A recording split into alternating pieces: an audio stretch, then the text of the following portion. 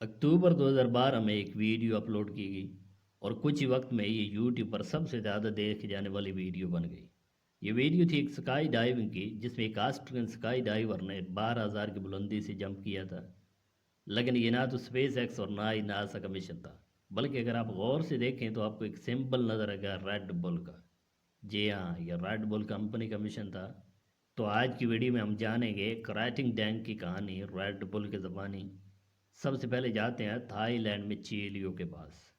دوستو، چیلیو یودھیا Chinese immigrant جو Thai land میں پیدا ہوا تھا۔ اس کے والدین ایک ڈک فارمر اور سبزی کا کام کرتے تھے۔ اس کام سے بہت کم پیسے کمایا کرتے تھے، جس سے وہ چیلیو کو اچھی تعلیم نہ دے سکے۔ اس لیے چیلیو نے بھی اپنے والدین کے ساتھ کام کرنا شروع کر دیا۔ پھر اس کے والدین نے اس کو بینکاک میں بھیجا، جہاں پر اس کا بھائی پہلے سے ایک فارماسیوٹیکل کمپنی میں سیل مین کی جاب کر رہا تھا۔ چیولیو نے بھی وہاں پہ کام شروع کر دیا۔ ایک انتہائی محنتی لڑکا تھا اور وہاں پر کمپنی کے سارے ماڈیولز کو سیکھا اور تھوڑے سے پیسے اکٹھے کیے۔ 1956 میں چیلیو نے اپنا بزنس شروع کر دیا، جس کا نام رکھا ٹی سی فارماسیوٹیکل کمپنی۔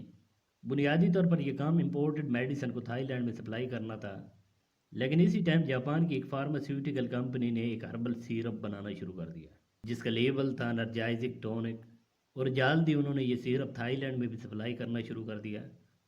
10 سال ٹی سی فارماسیوٹیکل کمپنی چلانے کے بعد چیلیو نے اپنا انرجی ٹونک سیرپ بنانے کا سوچا۔ اس وقت تک چیلیو imported antibiotic medicine sale کر رہا تھا، جو کافی مہنگی تھی۔ اب چیلیو کا خیال تھا کہ بلیو کلر یعنی مزدور طبقے کے لیے کوئی سستا سا انرجی ٹونک ہونا چاہیے، جن میں فارمر اور کنسٹرکشن ورکر شامل تھے، کیونکہ ان لوگوں کو کانسٹنٹ اٹینشن اور انرجی کی ضرورت تھی۔ اس لیے باقی ڈرنکس کے فارمولہ کو انالائز کرنے کے بعد اس نے اپنا ورژن تیار کرنا شروع کر دیا، جس میں کیفین، وائٹامن بی اور ایک کیمیکل ٹیونر استعمال کیا۔ لیکن کمپیٹیٹر کو ٹکر دینے کے لیے چیلیو نے اس کے اندر شوگر اور بہت سارے فروٹ فلیور کو استعمال کرنا شروع کر دیا۔ اس انرجی ڈرنک کا نام رکھا گیا کریٹنگ ڈینگ۔ تھائی زبان کے اندر ڈینگ کا مطلب ریڈ اور کریٹنگ کا مطلب گور یعنی بھینس ہے۔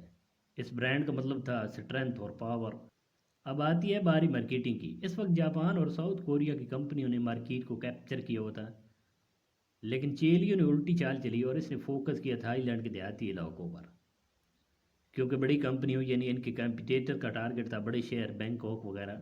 شروعات چیلیو نے ٹرک ڈرائیور سے کی اور ان کو کچھ فری سیمپل دیے، کیونکہ ٹرک ڈرائیور لمبا سفر اور زیادہ وقت کام کرتے ہیں اور ان کو اسٹرینتھ اور پاور کی ضرورت ہوتی ہے۔ چیلیو کو ٹرک ڈرائیور کی طرف سے بہت اچھا رسپانس آیا اور اسی دوران پورے تھائی لینڈ میں ورکنگ کلاس کے اندر کریٹنگ ڈینگ مشہور ہو گئی۔ کچھ عرصے بعد چیلیو نے سیل سے جنریٹ ہونے والے ریونیو کو مائی تھائی میچز میں سپانسر کرنا شروع کر دیا۔ یہ تھائی لینڈ کا سب سے مشہور مارشل آرٹ کھیل تھا اور تھائی لینڈ کے کلچر کا حصہ بھی۔ اب ان میچز کو سپانسر کرنے کا مطلب تھا کریٹنگ ڈینگ ایک ہائی پاور اور انرجی ڈرنک ہے، اور چیلیو کی یہ ایک کامیاب ترین حکمت عملی تھی، کیونکہ چیلیو کا مقصد تھا برانڈ بنانا۔ اس لیے 1980 میں چیلیو کی پروڈکٹ پورے تھائی لینڈ میں مشہور ہو گئی۔ بس یہاں تک تو چل رہا تھا، لیکن اس میں تڑکا لگایا ایک آسٹریلین انسان نے، جس نے کریٹنگ ڈینگ کو ملٹی بلین ڈالر کی گلوبل امپائر بنا دیا۔ کوئی شک نہیں، کریٹنگ ڈینگ کو بنانے والا چیلیو تھا، لیکن اس کو پر لگانے والا اور ریڈ بل بنانے والا ڈائٹرچ میٹس تھا۔ دوستو، ڈائٹرچ نے ورلڈ ٹریڈ یونیورسٹی میں کامرس کی ڈگری لی۔ اسٹڈی کے دوران پارٹیز، گرل چیزنگ، ٹریولنگ کے شوق کی وجہ سے اسے 10 سال لگے تھے گریجویشن مکمل کرنے کے لیے، لیکن ہمیشہ اپنے اچھے اور بہترین آئیڈیاز کی وجہ سے جانا جاتا تھا۔ گریجویشن کے بعد اس کو جاب ملی انٹرنیشنل مارکیٹنگ ڈائریکٹر کی۔ یہ جرمن کمپنی تھی جس کا نام تھا بلینڈیکس۔ یہ کمپنی سکن کریم، شیمپو اور ٹوتھ پیسٹ بناتی تھی۔ اس کی جاب کی وجہ سے ڈائٹرچ کو پوری دنیا میں ٹریول کرنا پڑتا تھا اور کئی بار دن رات سفر کرنا پڑتا تھا۔ اسی دوران اس نے یورپ سے تھائی لینڈ کا سفر کیا، جہاں پر اس کو ایک میٹنگ اٹینڈ کرنی تھی۔ اس سفر کے دوران ڈائٹرچ بہت تھک گیا تھا۔ وہ تھائی لینڈ کے ایک لوکل سٹور پر گیا تاکہ وہ کوئی ڈرنک لے سکے اپنی انرجی کو بوسٹ کرنے کے لیے، اور اتفاق سے اسے اس سٹور پر کریٹنگ ڈینگ ملا، جس کو پینے کے بعد وہ نہ صرف انرجائز ہوا بلکہ اپنی تھکاوٹ تک کو بھول گیا۔ لیکن یہ انرجی ڈرنک صرف تھائی لینڈ میں ملتا تھا۔ جب ڈائٹرچ نے اسٹڈی کیا تو ہائی پے ٹیکس کمپنی اور تھیں، جس کا مطلب تھا کہ یہ انرجی ڈرنک صرف اور صرف تھائی لینڈ میں مشہور ہے، یورپ میں نہیں۔ ڈائٹرچ نے ٹھان لی یہ انرجی ڈرنک پورے یورپ میں پاپولر کروانی ہے۔ اس نے ایک بولڈ ڈیسیجن لیا اور بلینڈیکس کمپنی میں اچھی سیلری لینے کے باوجود اسے چھوڑ دیا۔ ڈائٹرچ ملا چیلیو سے اور اپنے ساتھ بزنس کرنے پر راضی کیا۔ دونوں کے اتفاق کے بعد کمپنی میں $500,000 انویسٹ کیے گئے، جن میں 49% جاتا تھا کمپنی کے اونر کو اور 2% چیلیو کے بیٹے کو۔ اور دونوں نے ڈیسائیڈ کیا ڈیٹرچ مارکیٹنگ اور برانڈنگ کو اور چیلیو پروڈکشن کو سنبھالے گا۔ اب ڈیٹرچ نے سب سے پہلے کریٹنگ ڈینک کو ریڈ بل کا نام دیا، اور ریڈ بل پورے یورپ میں لانچ کرنے سے پہلے انہوں نے کسٹمر کے رسپانس کو جاننا چاہا۔ لوگوں کا رسپانس بالکل ناپسندیدگی کا تھا، کسٹمرز کے مطابق اس کا ٹیسٹ بالکل بیکار تھا، اور مارکیٹ ریسرچ کے مطابق یہ ڈرنک صحت کے لیے اچھی نہیں تھی۔ لیکن ریڈ بل کے دونوں فاؤنڈر کا یقین تھا کہ یہ ریڈ بل کو کہیں بھی لے جائیں گے، اس لیے انہوں نے کچھ بڑی تبدیلیاں کی جن میں ڈرنک کا ٹیسٹ اور ریڈ بل کا خوبصورت سلور کین۔ یہ کین آج تک ریڈ بل کو کمپیٹیٹر سے منفرد رکھتا ہے۔ اسی دوران ڈیٹرچ نے ایک موو لیا اور ریڈ بل کی قیمت کو ڈبل کر دیا۔ یہ انتہائی رسکی موو تھا، لیکن اس موو کا ریڈ بل کی کامیابی میں آج تک ہاتھ ہے۔ اور ساتھ ہی انہوں نے ایک سلوگن جاری کیا، Red Bull gives you wings, جس کا مطلب تھا یہ انرجی ڈرنکس آپ کو فوکس اور پوٹینشیل دے گی۔ بعد میں یہ سلوگن ایک کنٹروورسی بھی بنا تھا، لیکن فائنلی 1987 میں ریڈ بل یورپ میں ریلیز ہونے کے لیے تیار تھا، اور 1 اپریل 1987 میں ریڈ بل کو لانچ کیا گیا آسٹریا میں۔ اب ڈیٹرچ نے ٹی وی پر بڑے اشتہارات چلانے کے بجائے یونیورسٹیز کا رخ کیا، وہاں پارٹیز آرگنائز کی، طلبہ اور طلبات کو ریڈ بل کے کین دیے جن کو وہ مختلف قسم کی ڈیزائن کیا کرتے تھے۔ اس کے علاوہ لڑکیوں کا ایک گروپ بنایا گیا جسے ریڈ بل گرلز کا نام دیا گیا۔ اب ریڈ بل بارز اور نائٹ کلبوں میں پائی جانے لگی اور اسے شراب کے اندر ملا کر پیا جانے لگا۔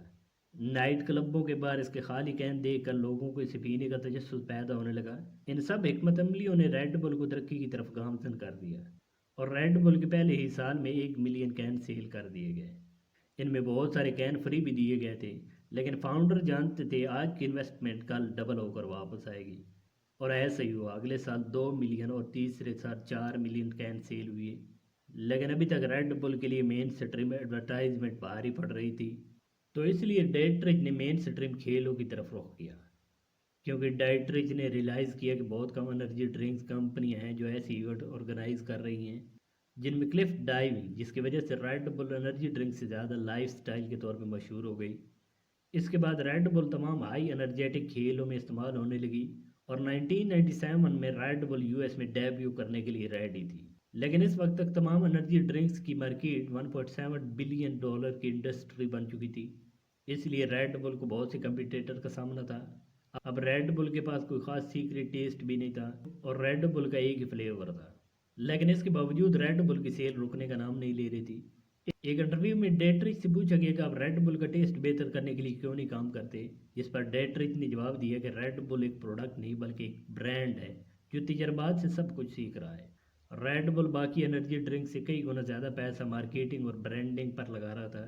ریڈ بل نے 500 سے زائد ایتھلیٹس تیار کیے، اس نے پوری سپورٹس کی ٹیم اور ان ہاؤس میڈیا کمپنیز خرید لیں، اور ہائی کلاس ایونٹ میں حصہ لینے لگا جن میں فارمولا 1 لیجنڈ گرہارڈ برگر ریڈ بل کا پہلا سپانسر بنا تھا، اور 1999 میں فٹ بال، ہاکی، فارمولا 1 کار کی وجہ سے ریڈ بل پیسے ڈبل کمانا شروع ہو گئی، کیونکہ ایک تو ریڈ بل کے کین سیل ہوتے تھے، دوسرا سپورٹس ایونٹ سے۔ اب ان سپورٹس ایونٹ کا ایک اور فائدہ ہوتا تھا، جب بھی کسی ٹیم کو، جیسا کہ نیو یارک فٹ بال ٹیم کو، میڈیا اور لوگ ڈسکس کرتے تھے تو ہر وقت ریڈ بل کے سلوگن کا بھی ذکر کیا جاتا، جس سے لوگوں کے اندر ریڈ بل پینے کا تجسس پیدا ہوتا تھا۔ پھر کیا، پھر کمپنی کو تو جیسے پر لگ گئے، اور کمپنی اپنے خود کے سپورٹس ایونٹ ایجاد کرنے لگی، جن میں فلو ٹاک، جس کو 2000 میں بنایا گیا، یہ ایک جرمن میں فلائی گیم ایونٹ منعقد کیا گیا تھا جس میں بہت سے لوگوں نے حصہ لیا تھا۔ سپورٹس کے علاوہ ریڈ بل نے آرٹس اور میوزک کے ذریعے بھی ایڈورٹائزمنٹ کرنا شروع کر دی، جس میں کالا پلوزا اور آسٹرین سٹی لیمٹس شامل ہیں، اور 14 اکتوبر 2012 میں کمپنی کے پہلے اسکائی ڈائیور نے جمپ لگایا۔ اس مشن پر تقریباً $10 ملین کا خرچہ آیا تھا۔ ویڈیو نے یوٹیوب پر ریکارڈ توڑ دیا تھا، یہ ویڈیو تقریباً 127 ملین لوگوں نے دیکھی تھی۔ اس کے بعد ریڈ بل کی سیل آسمان کو چھونے لگی اور 13% کمپنی کی سیل بڑھ گئی۔ اسی وجہ سے کہا جاتا ہے کہ ریڈ بل ڈرنکنگ کمپنی سے زیادہ ایڈورٹائزمنٹ کمپنی ہے۔ شروعات میں ریڈ بل سستا انرجی ڈرنک تھا، لیکن اب سب سے مہنگا انرجی ڈرنک بن گیا ہے۔ عام طور پر کسی بھی کمپنی کے ایڈورٹائزمنٹ میں اس کمپنی کے پروڈکٹ کو دکھایا جاتا ہے، جیسے ماؤنٹن ڈیو، اس میں کسی سٹنٹ کے بعد سٹنٹ پرفارمر کو ماؤنٹن ڈیو پیتے ہوئے دکھایا جاتا ہے، لیکن ریڈ بل میں یہ سین نہیں ہے۔ बल्कि इसने स्पेस एक्स जंप के बाद सिर्फ और सिर्फ कंपनी के स्लोगन को दिखाया था। दोस्तों रेड बुल के मशहूर नारे red bull gives you wings ने किसी को पर दिए या नहीं दिए, लेकिन सच में कंपनी को पर लगा दिए। इसने 2019 में 7.9 बिलियन कैन सेल किए, यानी अगर पूरी दुनिया की आबादी के साथ हिसाब लगाया जाए तो हर बंदे ने एक कैन से ज़्यादा खरीदे हैं। $90 बिलियन की टोटल एनर्जी ड्रिंक्स इंडस्ट्री है, लेकिन बादशाह रेड बुल के पास है जो सबसे टॉप पर है। 1987 से आज तक red bull 100 billion can sell कर चुकी है। ये सब कमाल था डेट रिच की मार्केटिंग और ब्रांडिंग का। दोस्तों रेड बुल को बहुत से ममालिक में बैन भी किया गया, जिनमें फ्रांस सबसे पहले था। कहा जाता है कि फ्रांस में एक बच्चा जो रेड बुल का एडिक्टेड हो गया था और रेड बुल के ज़्यादा कैन पीने की वजह से मर गया था। अब इसमें कितनी सदाकत है ये तो कोई नहीं जानता, लेकिन 2008 में फ्रांस के अंदर रेड बुल पर पाबंदी हटा दी गई। इसके बाद जर्मनी के अंदर 2009 में रेड बुल के कोला वर्जन में कोकेन होने का दावा किया गया, लेकिन रेड बुल कंपनी के रिमार्क्स के बाद इसकी फिर सेटलमेंट कर दी गई और बैन हटा दिया गया। इसके बाद रेड बुल को एक बार फिर 2013 में मुसीबत का सामना करना पड़ा, जब कंपनी का मशहूर slogan red bull give you wings आया था। तो इसको मुद्दा बनाया गया कि ये एक झूठी एडवर्टाइजमेंट है, क्योंकि रेड बुल हकीकत में कभी पर नहीं देता। लेकिन रेड बुल के मालिकों ने कुछ अर्सा बाद इस प्रॉब्लम का भी हल निकाल लिया। लेकिन सबसे बड़ा नुकसान दिया रेड बुल के पहले ओनर चीलियो के बेटे ने। जब वो फरारी हाई स्पीड पर चला रहा था तो इसी दौरान इसने एक पुलिस मैन को कुचल दिया और वो कोर्ट में पेश होने के बजाय मुल्क छोड़कर भाग गया, जिसकी वजह से कंपनी पर बहुत बुरे असरात पड़े। लेकिन दर हकीकत तो इस हादसे का ताल्लुक रेड बुल कंपनी से नहीं था। इस हादसे से कुछ माह पहले ही चेलियो की डेथ हो गई थी। उस वक्त ये थाईलैंड का तीसरा अमीर तरीन इंसान था, जिसकी एक अंदाजे के मुताबिक $5 बिलियन नेटवर्थ थी। और रेड बुल का दूसरा फाउंडर डेट्रिच एस्ट्रिया का पहला अमीर तरीन इंसान है, जो अभी तक रेड बुल को कामयाबियों की तरफ लेके जा रहा है। ये दोनों रेड बुल से जितना पैसा कमाते थे इसका ज़्यादातर हिस्सा रेड बुल की ब्रांडिंग पर लगा देते थे। तो दोस्तों ये थी कहानी रेड बुल की कि एक डक फार्मर के बच्चे ने कितना बड़ा विजन ज़हन में रखते हुए एक अंपायर खड़ी कर दी। तो आज की वीडियो में बस इतना ही, मिलते हैं अगली इंटरेस्टिंग वीडियो में, तब तक अपना ख्याल रखिए।